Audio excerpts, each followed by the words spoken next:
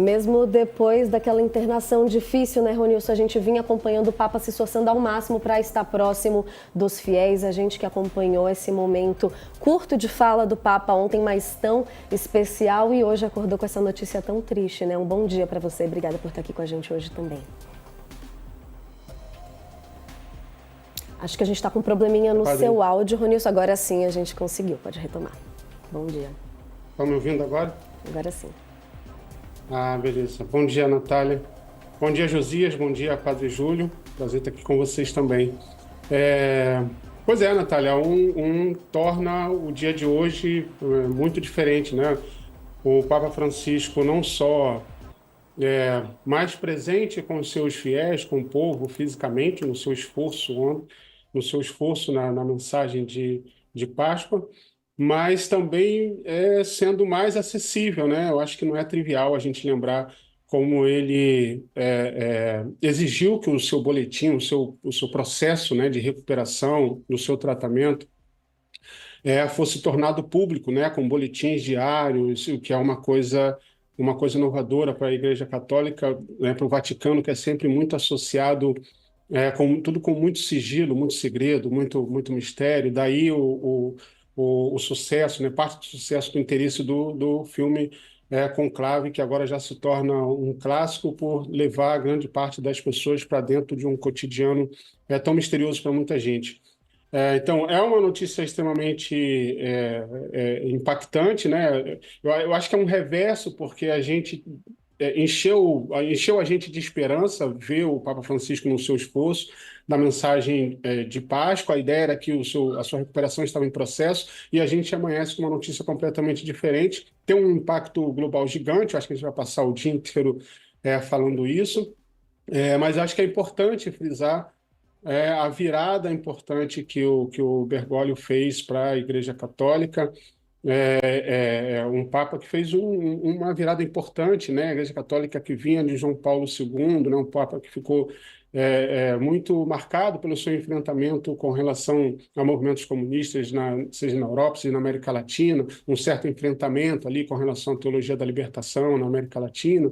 O Ratzinger, que tem muita estima, né, por grande parte de católicos conservadores, que o consideram, inclusive, o verdadeiro Papa, né, sua intelectualidade, sua rigidez, seu posicionamento conservador.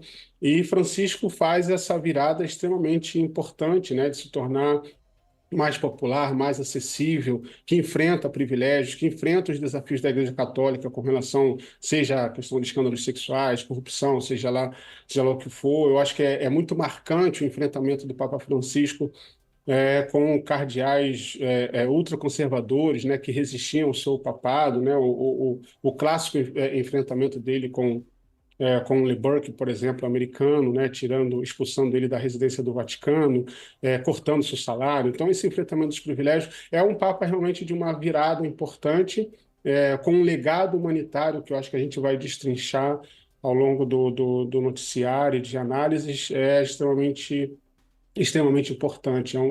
Uma marca realmente muito forte. O Francisco está terminando aqui, mas o que a gente espera é ver esse legado sendo levado para frente, como você estava destacando, né, Ronilson? Para passar para o Josias aqui, eu queria aproveitar, inclusive, para trazer o momento do anúncio lá no Vaticano da morte do Papa Francisco. O Vaticano destacando ali justamente que o Papa ensinou a viver os valores do Evangelho com fidelidade, coragem e amor universal, especialmente em favor dos mais pobres e marginalizados. Essa grande marca do Papa Francisco. Vamos assistir esse momento também. Carissimi fratelli e sorelle, con profondo dolore devo annunciare la morte del nostro Santo Padre Francesco.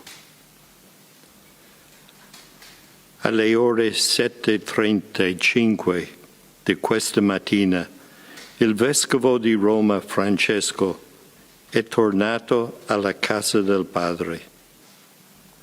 La sua vita tutta intera è stata dedicata al servizio del Signore e della sua Chiesa.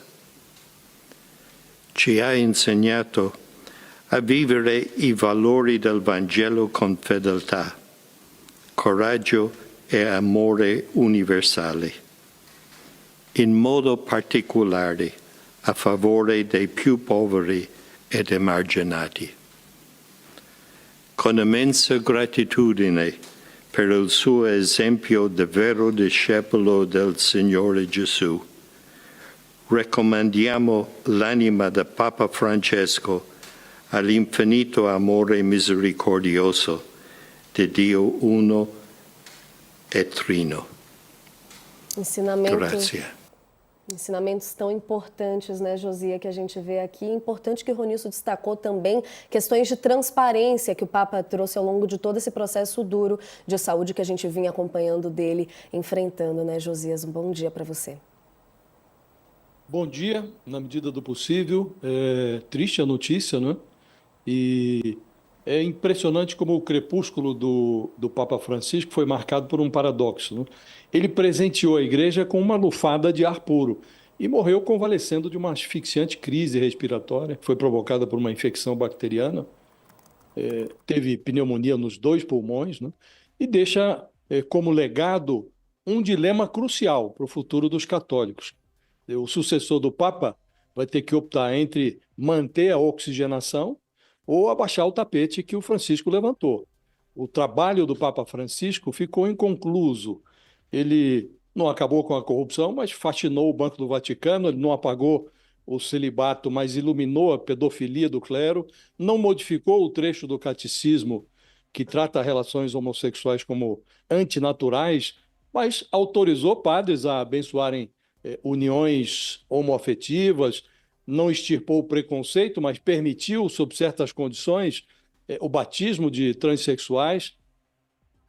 O Papa Francisco não eliminou o luxo, a pompa da igreja, mas ele foi pessoalmente austero, ele reaproximou a igreja dos pobres e, sob a influência do cardeal brasileiro, o Cláudio Umes, esse argentino, o Jorge Bergoglio, ele escolheu Francisco como o nome do seu pontificado, e não foi uma escolha aleatória.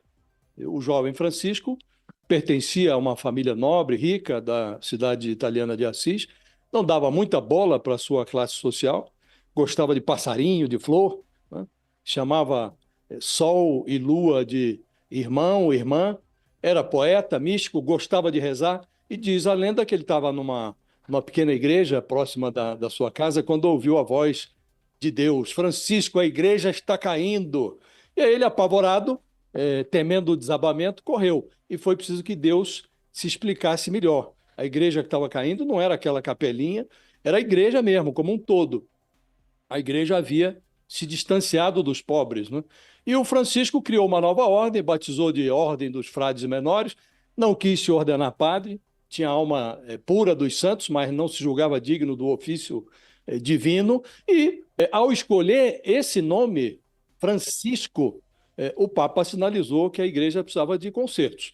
O DNA da fumaça da Capela Sistina é conservador, mas o conclave que vai escolher o sucessor do Papa Francisco vai cometer um grave equívoco se desconsiderar a evidência de que ainda há muito a ser removido embaixo desse grande tapete que o Papa Francisco levantou. Ele promoveu avanços notáveis na igreja e vai ser uma pena se o sucessor tomar o rumo do retrocesso.